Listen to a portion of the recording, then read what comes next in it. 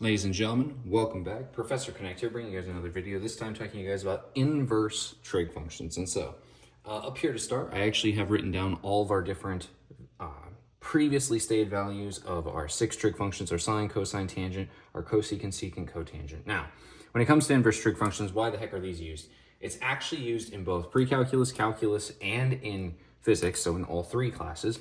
And basically what it does is it allows me to take a ratio that I normally would find. So sine of theta finds me a ratio, right? If I look at my triangle, what's actually finding me, the theta being my reference angle, finds me a ratio of my opposite divided by my hypotenuse. Cosine finds me my adjacent over my hypotenuse, and so on and so forth, right? My reciprocal functions are the flips of these guys. And so basically, what happens is whenever I solve one of these, I end up finding a ratio. An inverse trig function will do its opposite. So instead of finding me a ratio, it'll find me an angle. For example, the only way to undo a sine function, like if sine is equal to some ratio, let's say the ratio comes out to be a value of, I don't know, we'll just call it a value of a. We don't know what it is, it's just a value of a. If I want to undo this, just like how multiplication undoes division, addition undoes subtraction, in order to undo a trig function, I need to do an inverse trig function. And so what I'm going to do to one side of an equation, I must do to the other side of the equation, just like in algebra. So I'm going to cancel both of these out. I'm going to end up with theta is equal to the inverse sine of a. And basically what this is saying is that my inverse sine of my ratio is now equal to my angle. So what does an inverse trig function allow me to do? It allows me to take a ratio that I might have. I might have 2 of my 3 sides. I might even know it's a right angle, and it allows me to find what my reference angle is.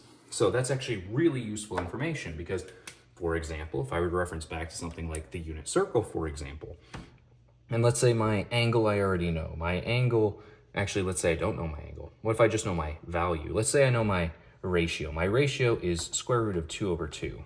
Now, if you know your unit circle really well that we talked about in a previous video, you might say, okay, wait a second. I know that this shows up on the unit circle.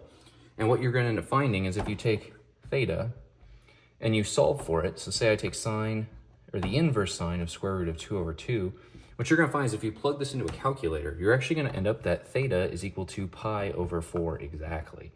And basically, if you were to plug this into a calculator and this into a calculator, they both equal the same value. They would both equal, they would both equal approximately 0.7854. And so they would both come out to this same numerical value. And so that actually tells you that, yes, it does in fact work. Now, that gives you guys what it's actually doing numerically. It's actually undoing a function already. It also tells you kind of like a reminder of what all these guys are, and it tells you what you're actually finding, a ratio. You're not just finding some random value, you're finding an assigned ratio that exists within a triangle. Now, here's where things get interesting. You guys should also know a function is something that must be able to pass what's known as the vertical line test, meaning that you can go through a function, and if I want to graph it, I should be able to see what it looks like. And previously, we talked about the graphs of sine, cosine, and tangent. So if I were to draw these guys up real quick, I'd end up with a graph for sine that looks something like this, right? I'd end up with the high point at a value of 1. This point is pi over 2. I'd cross the axis at pi, and I would keep going, right? My lowest value down here would be at negative pi over 2 and negative 1. And so again, this is my sine of x is equal to y function, if I were to graph it. And we did talk about this before.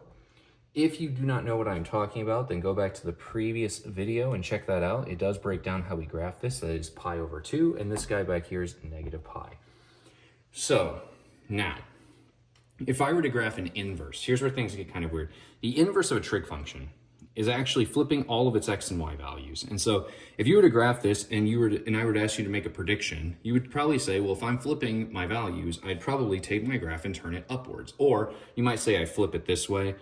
Some students would think of that, but remember, if you were to take a negative in front, it would actually flip it this way. If you were to do the inverse, it'd actually rotate it upwards. Now, there's an issue with that. If I were to take sine and flip it, if I were to take sine and flip it, would it pass the vertical line test then if I were to do that?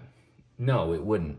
What I'd end up with is a function that looks something like this, but then it would just keep going. right? And now that doesn't pass the vertical line test. And so what we end up finding is for the graph of something like inverse sine, it actually has cutoffs. It has high points and low points that can basically exist. And this is to allow inverse sine to remain a function instead of not remaining a function. And really what I could do here to make this even less confusing is I could say, well, if I took the inverse sine of this, right, then it would be y, x, but your calculator can't graph this in terms of y, so we just flip x and y, that way your calculator can register it. And so what we end up finding is, okay, well, if I were to trace this, so 0, 0 is here. Now, if I were to come over, what I should have is if I hit, let's see, if I were to calculate this, I should have a value of 1 over here, negative 1 over here on my x, and then what I should have is a high point and a low point. My high point should be at pi over 2, and my low point should be at negative pi over 2. And that is, in fact, what I see, because this now can pass the vertical line test. And so what we end up finding is that for each of these functions, they have basically restrictions. When you get a little bit further in mathematics, you might hear them as domain restrictions. And a domain is an x value. Domain just means that it can't have any x value. It must stay within a specific range. The other one that's really common in especially pre-calculus, calculus, physics, the other really common one graphically that you ever will look at is actually the inverse cosine of a function. And the inverse cosine of the function is just a little bit different, so I'll draw that guy up real quick just so you guys get a real overview of all this information. And the inverse cosine actually will do this. Now, why the heck is this guy different than this guy? Well, if I think about cosine, cosine doesn't start at the 0. Cosine actually starts at 1. And so what we end up finding here is that the inverse cosine also doesn't start at 0. It should start at 1. So if I start it at 1 here, it comes all the way back to negative 1 at the most, so I can actually do some calculations real quick, and I can actually find what this is. At negative 1, this guy is actually pi on the y value. So I'm at negative 1 on the x, pi on the y. Let me actually write that over here, that way it's a little less confusing. So I know I'm at 0, or 1, 0 on this point, negative 1 pi on this point, which means this guy in the middle here is pi over 2. And so what we end up seeing is these guys each have their own respective domain restrictions.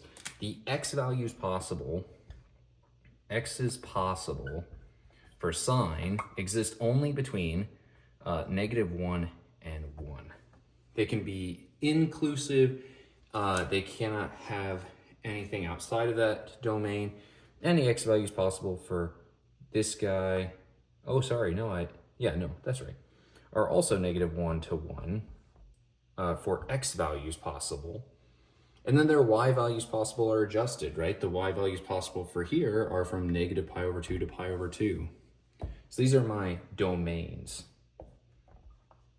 So we haven't really talked about that, but this is for those of you who want to take that little bit of extra step. So this has been a really nice breakdown, hopefully quick and relatively straightforward breakdown of what an inverse function is visually on a triangle, what it means when I'm actually using it and solving it, and then how it looks graphically, and then kind of how we can interpret this, because those interpretations are going to help strengthen connections that you will make in in physics, in pre-calculus, and in calculus, because really all three of these subjects really do connect to each other. For those of you guys who don't believe me, really pre-calculus, trig, and calculus were made to help explain, in most cases, physics concepts. And so hopefully this helps you guys out a little bit. Remember, this does connect back to the unit circle as well. So if you have more questions, leave them in the comments below. Go back and check out other videos.